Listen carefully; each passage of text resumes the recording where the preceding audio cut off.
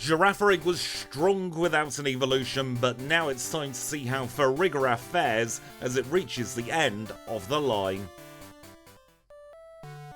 So this one's a little bit of a grudge match for the Girafarig line. It lost its top spot quite some time ago in the main Generation 2 leaderboard, so this is its chance to get back on top. Of course, it's not going to be on the main run leaderboard because we're starting fully evolved, so we are at the end of the line leaderboard. And the competition on the leaderboard is very tough. We do have Lucario in the lead at the moment with a 107.22, so we'll have to see just how high up FARIGIRAF can make it up there. And as always, we'll start off by taking a look at our stats. We are level 5 with 27 HP. We're holding a berry and our 4 moves are Astonish, Tackle, Growl and Confusion. In terms of our stats, we've got 15 in attack, 13 in defense, 17 in special attack, 13 in special defense and 12 in speed. So now let's join the live run. Today it's the turn of FARIGIRAF to get its end of the line run. FARIGIRAF is, of course, the evolution of Girafarig. It took them until Generation 9 to give Girafarig an evolution, but I am very glad they finally gave it one, because even though Girafarig is really good in Generation 2, by the time we get to Gen 9, it's definitely lacking due to power creep. Now, FARIGIRAF does solve a lot of the issues that we have with Girafarig. However, it loses speed, and I am wondering if that is going to hinder our runtime compared to Girafarig. Of course, Girafarig is one of the best Pokemon we have ever run in Generation 2, even to this day, so we shall have to see how much of a difference that lack of speed makes. We'll see that over the course of this run, and if you do enjoy these runs, please do make sure to subscribe. It really does help YouTube let other people know that I exist. And the more people that know I exist, the more runs we can do together and the more good times we'll have. A lot of the reason why I like more and more people watching the videos isn't just because it's my full-time job, even though that definitely does come into it. The more people who watch, the more people who can share ideas, the more inspiration we get, and the more really fun challenges we have. If you've got any ideas for things like Nuzlocke, by the way, let me know in the comments down below. I'm really feeling doing some more of this variety Nuzlocke type content, and I've got to be honest, I'm not very good at coming up with ideas for that kind of stuff, so do let me know. The rivals got Totodile in this particular challenge. That is because it'll get bites later on, and with a very easy rival one, we'll make our way back to Elm's lab. We'll name the rival triple question mark as we always do, and then we will start heading towards Violet City. Now, because we've got Confusion, that's going to be a one-shot on all of the Bellsprouts. We'll do Sprout Tower, and then we will take on Falkner. Now, something quite amazing happened on the way up to Violet City. We got Encounterless routes 30 and 31. That is something that doesn't happen too often, so I'm very happy about that. It's given us a much quicker run up here to the top of Sprout Tower. Elderly, of course, is a simple battle. We get through very, very quickly. We get ourselves Flash, we'll get the escape rope, and we'll get out of here. We're going to need to do a PP heal just so that we've got enough confusions to get through the gym, but I'm not expecting any issues at all here in Falkner's gym. Should be a fairly simple affair. Even this Spearow, which has the same attack stat as the Pidgeotto, does next to nothing. So I think we're in for a very good time. I don't even think we'll bother healing for Falkner. Normally I play it safe, but I feel confident enough, at least in the early game with FARIGIRAF, to take a few more risks than I otherwise would have done. So this is Falkner, he is our first gym leader. He is of course a flying type specialist who leads with Pidgey. Pidgey goes down in one, Pidgeotto comes out to play. Gus crits and we're still in the green. We grow up a level and we get ourselves the Zephyr badge in 5 minutes and 36 seconds with Sprout Tower. That is a very good time indeed. So let's now leave Violet City and make our way over to Azalea Town, where I think the first thing we'll do is catch the HM friends. And now here in Azalea, we'll pause the timer and we will catch our HM friends. Of course, we've got Paris and Psyduck here in the Ilex Forest, and I say it in a lot of videos, but they are guaranteed encounters and catches, courtesy of the Challenge Run patch. If you do want to get the Challenge Run patch, it's available at trainersquidgy.com. That's also where you can find this backport and all the other backports we play together here on the channel. But with both Paris and Psyduck and a random Metapod for good measure in our party, we'll unpause the timer and we will take on Bugsy. And here is Bugsy. Bugsy, our second gym leader together. He is, of course, a bug-type specialist who led with Metapod that's already gone down. We will two-shot the Scyther. We don't outspeed. That's a difference, I believe, from the Girafarig challenge. But it makes next to no difference. We get rid of Kakuna as well. And that's the Hive badge in 10 minutes and 36 seconds. Let's now move on from here and take on the second rival battle. If Bugsy was that easy, I've got a feeling that Rival 2 is going to be one of the easiest battles we will ever have in this challenge. Confusion's a one-shot on the Ghastly. It's also going to be a one-shot on the Zubat. That just leaves the Croconaw left to go. We'll start stomping all over it. I think we low-rolled there, so it's going to be a 3-shot. Doesn't matter though, Water Gun does next to nothing at all. We get through very easily, and we can now think about getting Headbutt. So of course we will get Headbutts from the green-haired man staring at the tree. That is going to be one of our best moves. It's like Stomp, but a little bit better because we don't actually face too many Pokemon that have Minimise. So we will definitely teach that in place of Stomp. And then we will carry on through the forest, if we remember to stick on a Repel, that is. We'll get the Double Ether, and then it will be time to pick up our Abra. Abra lives here on Route 34, and once again with the Challenge Run patch, we can force the encounter and force the capture, so we don't have to go into the game corner for our Abra. Again, it's a little bit of a time save, something I do on my runs, just because I like eliminating all the elements of RNG that go into actually navigating the overworld. Because while I don't do anything to prevent the RNG with things like wild encounters, when it comes to things that you have to do every single challenge to get through, that's where I level the playing field. Here in Goldenrod, of course, the first thing we do is get the bike so we can move in double quick speed. We will get ourselves Kenya and complete the HM Friends, and now it's going to be a trip into National Park.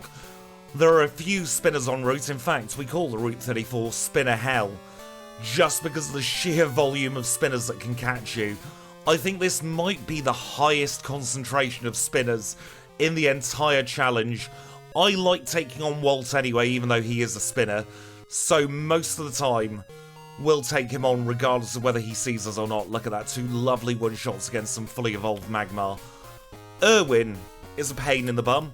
He's one of the worst, but now that we're in National Park, we're going to get the Quick Claw. We're going to glue that to our FARIGIRAF. It's not really going to change too often, because we are absolutely going to be needing the Quick Claw much later on, and we might even need it for Whitney as well. We'll get ourselves Dig while we're here in the National Park, and now we'll go and have a little chat with Floria.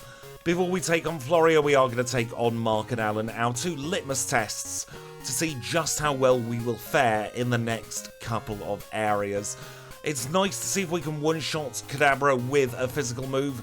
We can in this instance. Let's see how we do against this Tangela. If we do over half, I will be happy. We've been poisoned, that's absolutely fine. We've got a PlayStation Network Cure Berry. We will use that now, and then it will be time to take on Whitney. And so here she is. This is Whitney. She is, of course, our 3rd gym leader together, a normal type specialist who leads with Clefairy. If we'd have had one more optional, I think that would have been a one-shot there. Agility, no thank you. I said no thank you to that. My B button didn't work. I don't think that running agility is the right play, honestly. Rollouts missed. Headbutt has secured the win against Whitney, and we will get our next badge in a time of 15 minutes and 35 seconds. Now, we are going to be needing Hidden Power. I've chosen Hidden Power Fire for this challenge, and that means we're not going to be able to do Quick Ecruteak, because I think it's going to be slightly quicker to go and grab ourselves Hidden Power for Rival 3's Magnemite. So that is going to be our next destination after we have taken on the Kimono Girls in Ecruteak City. So we have just one Kimono Girl left to go. It's going to be Zuki with her Umbreon. And the good thing about Umbreon being a defensive Pokemon is even a super effective Pursuit doesn't do much at all. We'll get ourselves Surf, we'll teach that to Psyduck before we go to Cyanwood, and now it's time to go through Mount Mortar and make our way towards the Lake of Rage.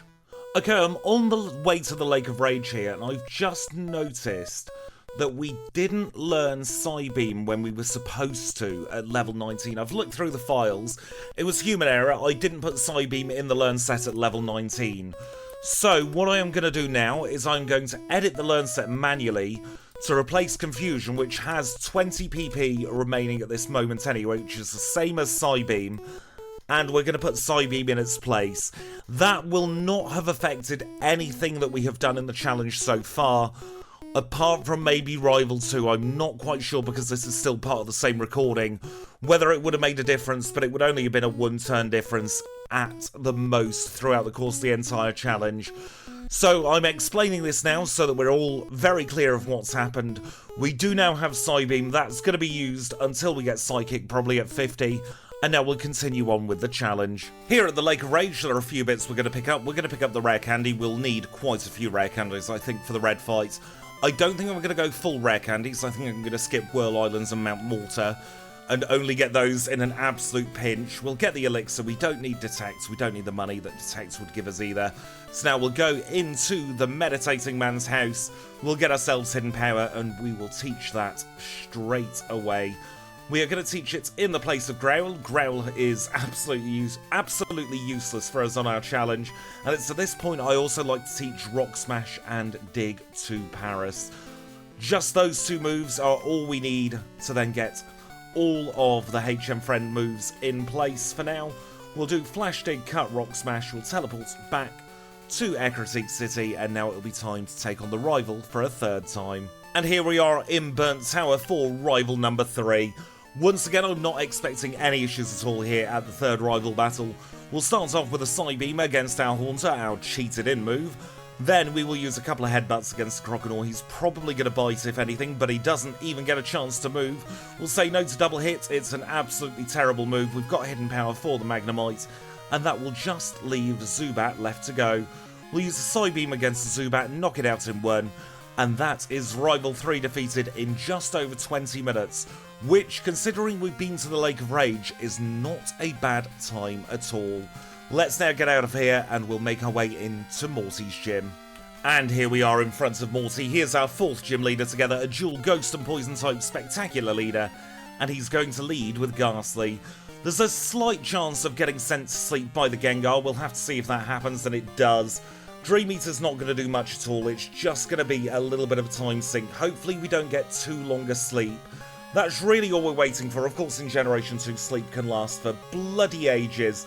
And that's exactly what is happening there. We do one-shot the Gengar as soon as we wake up, though. And even that full sleep cycle was quicker than going to grab the Mince Berry. We'll grow to level 31. We'll beat up Morty, although I'm not too happy about the time we were spent to sleep there. We get ourselves our next badge in 22 minutes and 19 seconds. Let's now head to Olivine City. Here at Olivine, the first thing we're going to do is grab the Strength HM. We may or may not teach that a little bit later on. It depends on how Headbutt does. We're going to heal up and we're going to start ascending the lighthouse. And as we're climbing the lighthouse, you may have noticed words are failing me a little bit from time to time today. I am not feeling 100% while recording this. And I have really bad brain fog when it comes to the old speaking, which, when that's part of your job, is incredibly frustrating. However, I made a promise to you all that even during the trickier times, where the brain fog's bad, where I'm not feeling very well, I will do my best to try and push through and persevere with the content. And that does mean we're going to have a little bit of a rougher episode, at least at the moment. So I do hope that's not a problem for all of you. I am trying my best to make sure the words come out as accurately as they should, but there's probably going to be some slip-ups. We've seen it from day one, actually, though, haven't we? Sometimes my brain gets 2 or 3 things mixed up. I do have a little bit of the old aphasia going on from time to time. It's actually a side effect of a little bit of damage that happened to me when I was anemic. So I've been dealing with it now for, goodness me, 16 years. And hopefully it's not going to be too much of an issue in this challenge. We've had our chat with Jazz. Now we will teach Surf and Strength to Psyduck, and we'll make our way over to Cinewood. I am very glad that we have the Psychic type behind us, because I think if we were just a pure normal type, that's the wrong move to use. That double kick would have hurt quite badly. We're going to put Psybeam into top spot here, because I think Psybeam is going to be our main move for this gym. There might be times, where Headbutt is slightly more useful if the Pokémon has very good special defense and kind of weak physical defense, but we shall have to see. For the most part, it's just going to be Psybeaming our way through this gym. It actually reminds me a lot of running with Jinx when we run Girafarig in this gym, because both of them would be weak to the fighting type. Normal type because of Girafarig, and of course the ice type with Jinx. But in both cases, we have very, very good special attack and the psychic type backing us up. So it makes this gym a lot easier than it otherwise would have been. We'll engage Chuck in battle now. I'm not even going to bother to heal. That's how confident I am feeling in this gym. It's going to be a one-shot on Primate. We knew that from the very beginning. Probably going to need to flinch this Poliwrath. We get a crit, and once again we're sent to bloody sleep. That is absolutely ridiculous. Dynamic Punch is missing. It hits, and of course we had a very long sleep. We hit ourselves in confusion, and we just about scraped through. Goodness me. What a roller coaster of a gym. There we go. We do have our next badge, the Storm Badge, in 26 minutes and 41 seconds. I'm going through the regular housekeeping of this challenge, and part of that is taking on the Red Gyarados while we've got the Repel Steps. Once again, I'm not expecting too much of an issue here at the Gyarados. It's going to be a 2-shots with Headbutt. And with that, we can now start thinking about taking on our 6th gym leader together. Here at the tippy top of the lighthouse, we will give the secret potion to Jazz, and then we will hotfoot it right behind her in pursuit, because we're going to take her on in battle in her gym. Now, sometimes Hidden Power is there to give us a little bit more move variety, and other times it's the we want to defeat Jasmine as quickly as possible button. And that's exactly what it is today. Hidden Power Fire is the best Hidden Power type you can take in against Jasmine. Solves a lot of the issues you have, especially if you are running a special attacker who doesn't have hands. Turns Jasmine from a tricky battle into a very easy one. We get ourselves our next badge in 28 minutes and 59 seconds. I've got some rockets to deal with now, but we'll meet up for the next gym. And with the Mahogany Hideout all cleared, it is now time for our next gym leader together. This is going to be Pryce, after we have been Border Douglas, unfortunately. Pryce shouldn't be too much of an issue at all in this particular challenge, neither should Douglas. He's got no special defense, and he is still unfortunately duplicating himself. Not quite sure why. I thought I'd fix that bug, so I'll have to go back to the drawing board. In the meantime, we will take on Pryce. Pryce is our 7th gym leader together. He is, of course, a Ice-type specialist, an Ice-type specialist with a Pure Water to begin with. We'll headbutt the Dugong, take care of it in one shot, and then, you know what, we'll use Hidden Power against the Pile of Swine. Almost but not quite a one-shot. Let's see if it's a range here, and the answer is yes. Pryce is defeated in a time of 33:36. Let's now move on to rival number 4. So here we are now ready for Rival 4. Once again, I don't think there's going to be any issues at all here. He's going to lead with Golbat, and we'll use Return to knock it out in one. Second up is going to be Sneasel. It's a Dark type without any good moves, so it goes down straight away as well. Feraligatr comes out to play, bites crits, but still doesn't do much. We grow to level 42 as the Magnemite says hello. We'll say goodbye to it with Hidden Power and crit back. And then the last Pokemon is Haunter. We'll use a Psybeam, guarantee the one-shot against that, and that is Rival 4 done in 38 minutes and 50 seconds. Let's now move on to Clair. And now it is time for our 8th and final Johtonian gym leader. This is Clair. She is, of course, a Dragon-type specialist who leads with Dragonair. And the good news is, it's a one-shot on all 3 of her first Dragonair, so that means we can turn our attention over to the Kingdra, and we'll see just how well or badly it goes. I reckon, you know, we'll do a crunch on turn 1, try and keep her out of healing range. Return on 2-2, we'll knock it out, and that's Clair defeated, and we can rush to the Dragon's Den to get her badge. And with a quick answer of the questions in the questionnaire, Clair comes into the Dragon's Den.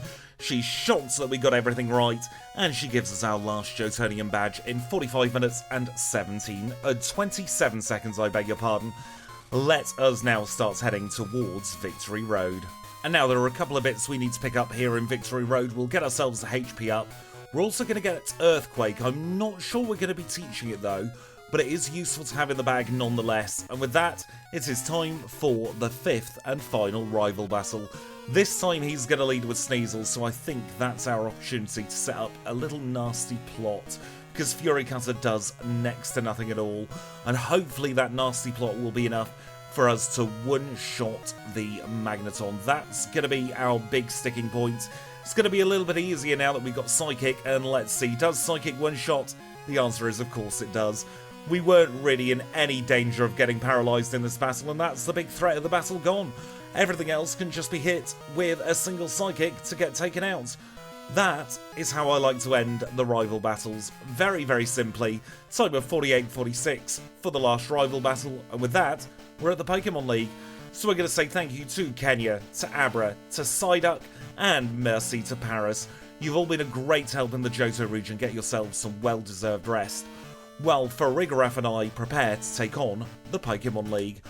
We'll start our preparations by looking at our stats. We are level 50 with 197 HP. We're holding the Amulet coin with Return, Psychic, Nasty Plot, and Crunch. We've got 127 in attack, 103 in defense, 149 in special attack, 109 in special defense, and 102 in speed. Those, of course, are the out of battle stats. We will get a big buff in battle, as we'll see now, against Will. Will is our first league member. He is a Psychic type specialist, and he's going to lead with Xatu. We'll use Return against Xatu, save the super effective text box, and we'll do the same against Jinx as well, take advantage of her very, very weak defences. Executor's third, we will swap to Crunch for the Executor because we don't want to get Leech Seeded. And we'll keep on crunching against the Slowbro. That just leaves the final Xatu left to go. That's a one-shot with Return, and we get through our first Elite Four member in 49-35. Up second is going to be Koga. Now, Koga's a Poison-type specialist who leads with Ariados. Once again, we'll skip the super effective text by using Return where we can, and it's probably going to be a two-shot with Psychic against the Fortress. Spikes is meaningless, we don't have any other Pokemon in the party, and it's very interesting to see that Crobat outspeeds us there. That's a little bit concerning. Our speed really is the only stat that's been letting us down. Probably shouldn't have gone for Return there, should have gone straight for Psychic. But one extra turn makes very little difference there. 50 minutes and 15 seconds for Koga. And third up is Bruno. Now, Bruno is a fighting type specialist who's going to lead with Hitmontop. We'll use Return against the Hitmontop to take it down in one. We'll use a Crunch against the Onix to try and save our Psychics, because then we can use Return against the Hitmonlee. We will then also swap to Psychic for the Machamp, and then we will keep on using Psychic for the Hitmonchan. Might as well not bother moving our cursor there. That is Bruno done in 50-48. Little bit of prep work now needs to be done for Karen. We'll full restore. We will use an Elixir, and we're also going to hold the Bitterberry. We're going to hold the Bitterberry so that we can try and prevent confusion from a Confuse Ray. We'll also use a HP up, and this is our first real chance of a reset, honestly. Karen is a lot about the luck. So we'll start off with a couple of nasty plots, and then we shall try and get to sweeping. Now, annoyingly, we've been double sand attacks there. That is not good for us. Feint attack, we don't mind that off Murkrow. Murkrow's got very little in the way of special attack. We miss against Houndoom. We miss twice against Houndoom. That is a reset.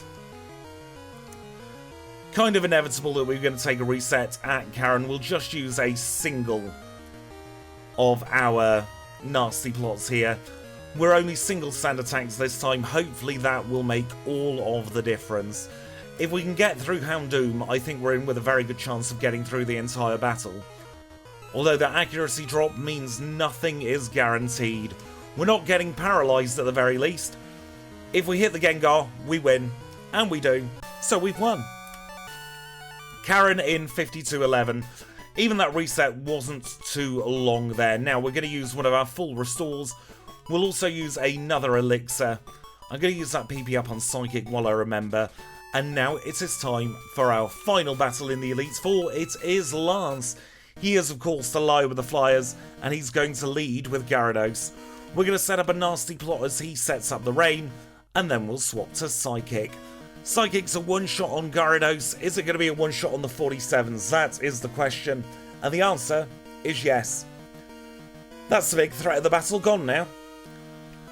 We're going to get a little bit of damage from Ancient Power there on the Aerodactyl because we don't outspeed. But the rest of the battle is going to be incredibly, incredibly easy. Even the 50 Dragonites does not withstand a Psychic. So we are through Lance in a time of 53.06. And now we can think about our final Hall of Fame time. And our final Hall of Fame time for this challenge is 53 minutes and 22 seconds. And that time of 53 minutes 22 puts us in 3rd place on the leaderboard so far. Don't forget though that this is only half of the story. There's another 8 gym badges plus the red fight left to come, so don't you dare go anywhere because Kanto is next. And we rejoin the action here in Vermilion City, where the first thing we do in Kanto is the last thing we do in Johto. We're going to get another rare candy, this time from the chairman of the Pokémon fan club. And with that safely tucked away in our bag for another challenge, I am more than pleased to announce that FARIGIRAF is definitely capable of taking on our standard Kantonian routing. So that means we'll start here at Surge, we'll go over to Erica, down to Janine, then it's up to Sabrina, even further up to Misty, across to Brock, down to Blaine, and we'll finish off with Blue. And talking of Blue, if you do want to skip ahead to the Blue fight, it's going to be happening at around about 28 minutes and 27 seconds. For everybody else, let's now sit back, relax, and have our standard Kantonian chat. And in this one, we're going to be talking about an upcoming series I've got planned. We're going to be redoing a lot of the fan favourites here on the channel, but we're going to be unleashing their full potential, because all the rules that we follow in a main challenge run are going to be scrapped. And that means there are only going to be 3 rules. Only use the challenge run Pokemon in battle, no items in battle apart from held items and balls to catch Pokemon, and we aren't allowed to use major glitches in order to save time, so that means no arbitrary code execution for us here. Now, we've been running the same rules, give or take a few tweaks here and there, for the best part of 3 years together here on the channel, and I really think our main rule set is still holding up well for the main series and all the other side series we do. It creates the best content and has the best flow for me as a creator and hopefully for you as a viewer. However, there's no doubt that some of the Pokemon we have run together here on the channel would be able to get even better times if we were to completely open up the rule set. So for example, if we are really struggling at Karen, the most rare candies we can get up to that point is gonna be 7. So we would be able to take 7 rare candies in with us to the league and decide to use all 7 of them in front of Karen, and suddenly that tricky battle may become a lot easier. The same thing goes if we're just struggling at Jasmine. A lot of Pokemon find her to be the biggest roadblock in the entire challenge, so being able to get a little bit of artificial help via rare candies early might save some more time. And my aim for this series is to try and turn the Generation 2 leaderboard on its head.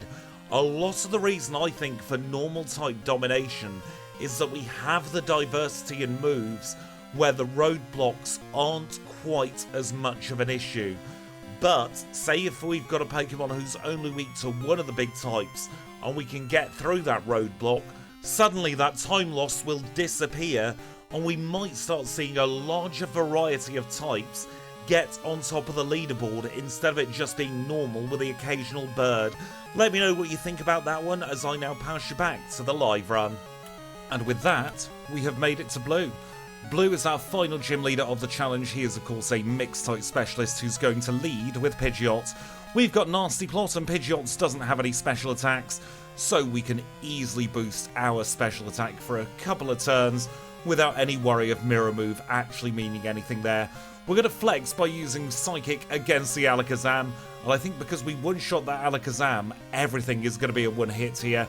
I don't think anything at all is going to stand in our way.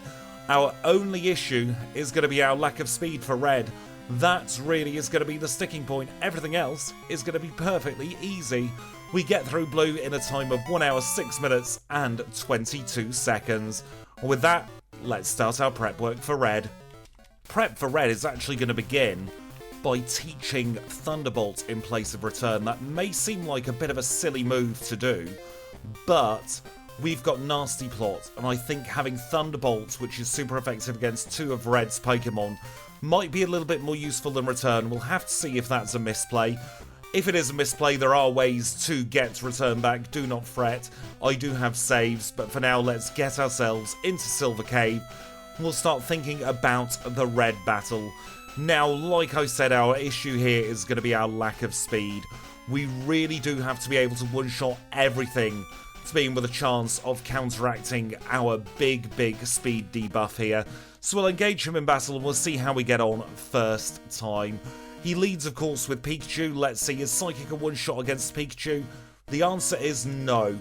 That means we are going to use a Super Potion just to get all the way back up to max health. We'll use one of our max elixirs as well. We should have 2 in the bag.